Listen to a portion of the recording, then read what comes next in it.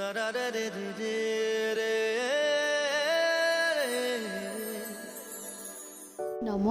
সকলোকে পুনৰবাৰ স্বাগতম জনাইছোঁ মোৰ চেনেললৈ।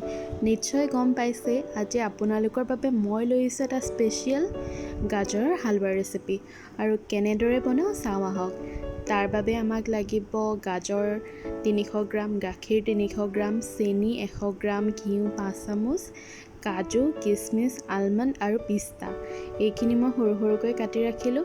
এতিয়া মই এখন পেন ল'লোঁ আৰু পেনখন অকণমান গৰম কৰি ল'লোঁ।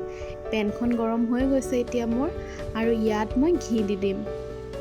ঘি মই ইয়াত 5 চামুচ ব্যৱহাৰ কৰিছোঁ, যিহেতু গাজৰৰ হালৱাত ঘি বেছিকৈ লাগে। আৰু এতিয়া আমাৰ ঘিখিনি গৰম হৈ গৈছে, আৰু এতিয়া মই ইয়াত কাটি ৰখা গাজৰখিনি দি দিছোঁ। গাজৰ মই 3টা লৈছিলোঁ আৰু এইখিনি মই ধুনীয়াকৈ ৰুকনিত মাৰি লৈছিলোঁ।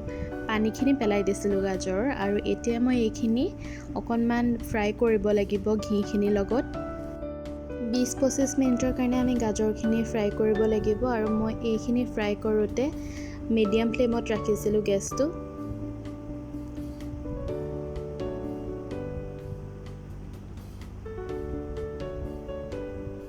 আৰু এইখিনি কালাৰ চেঞ্জ হৈ আহিছে লাহে লাহে কৰি, আৰু 20-25 মিনিটৰ মাজে মাজে মই এইখিনি লৰাই থাকিম, নহ'লে লাগি ধৰিব পাৰে।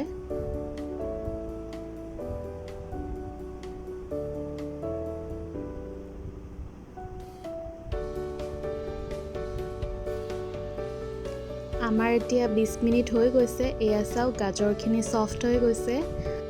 এতিয়া মই গেছটো হাই ফ্লেমত ৰাখি লৈছোঁ 10 মিনিটৰ কাৰণে, আৰু গাজৰখিনি মই নন ষ্টপ লৰাই থাকিব লাগিব, নহ'লে লাগি ধৰিব পাৰে।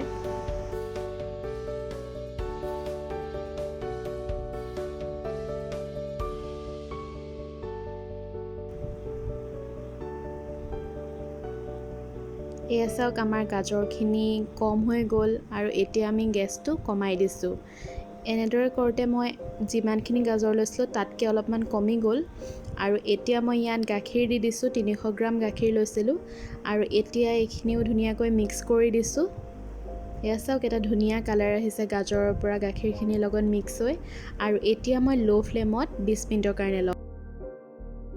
পেনখনত লিডটো দি ৰাখিছিলোঁ, আৰু মাজে মাজে 20 মিনিটৰ মাজত আমি এইখিনি ভালদৰে লৰাই থাকিব লাগিব। 20 মিনিট ক'লেও আচলতে মাজত লৰাই থাকিব লাগে, নহ'লে লাগি ধৰাৰ চান্স থাকে। এইখিনি কৰোঁতে মই গেছটো ল' ফ্লেমত ৰাখি লৈছিলোঁ।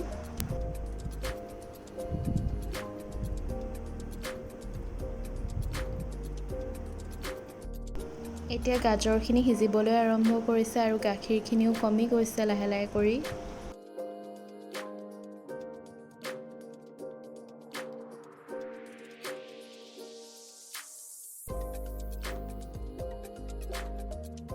এতিয়া 20 মিনিট হৈ গৈছে, আৰু মই লিডটো উঠাই ল'লোঁ।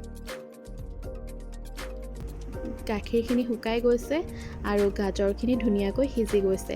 এতিয়া আমি ভালদৰে এইখিনি লৰাই ল'ব লাগিব।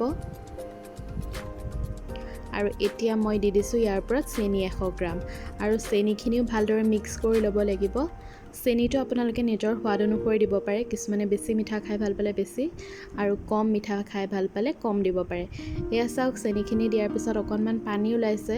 এইখিনি শুকাই যাব লাহে লাহে কৰি, আৰু এটা ধুনীয়া গাজৰৰ হালৱাৰ কালাৰ আমাৰ কাৰণে ৰেডি হৈ গৈছে। আৰু এতিয়া মই ইয়াত কাটি ৰখা ড্ৰাই ফ্ৰুটছখিনি দি দিম, আৰু এই ড্ৰাই ফ্ৰুটছখিনি দিয়াৰ পিছতো মই অকণমান সময়ৰ কাৰণে কুক কৰিব লাগিব, ভালদৰে মিক্স কৰি লৈ।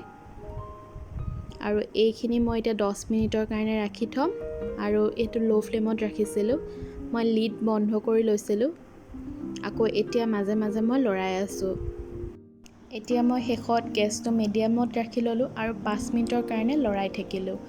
এতিয়া আমাৰ এই গাজৰৰ হালৱাখিনি ৰেডি হৈ গ'ল। ঘৰতে থকা কিছুমান সাধাৰণ বস্তুৰে বনাব পৰা এটা ৰেচিপি হয়। নিশ্চয় সকলোৱে মিঠা খাই ভাল পায়, নহয়নে বাৰু? এয়া চাওকচোন আমাৰ গাজৰৰ হালৱাটো দেখাতে লাগিছে নহয়নে বাৰু? বহুত বেছি টেষ্টি, আৰু ইয়াক বনাবলৈ বহুত বেছি সময়ৰ প্ৰয়োজন নহয়, খুব বেছি 1 পৰা 1.5 ঘণ্টা। সকলোৱে এবাৰ ট্ৰাই কৰিবচোন, আৰু কেনেকুৱা পালে মোক জনাবলৈ নাপাহৰিব। আৰু যদিহে ভিডিঅ'টি ভাল লাগিলে লাইক কৰিব, শ্বেয়াৰ কৰিব সকলোৰে লগত, আৰু যদিহে আপোনালোক মোৰ চেনেলটো নতুন হয় তেন্তে চেনেলটো ছাবস্ক্ৰাইব কৰিব, কাষতে থকা বেল আইকনটো বজাই দিব। আজিলৈ আহিছোঁ, থেংক ইউ।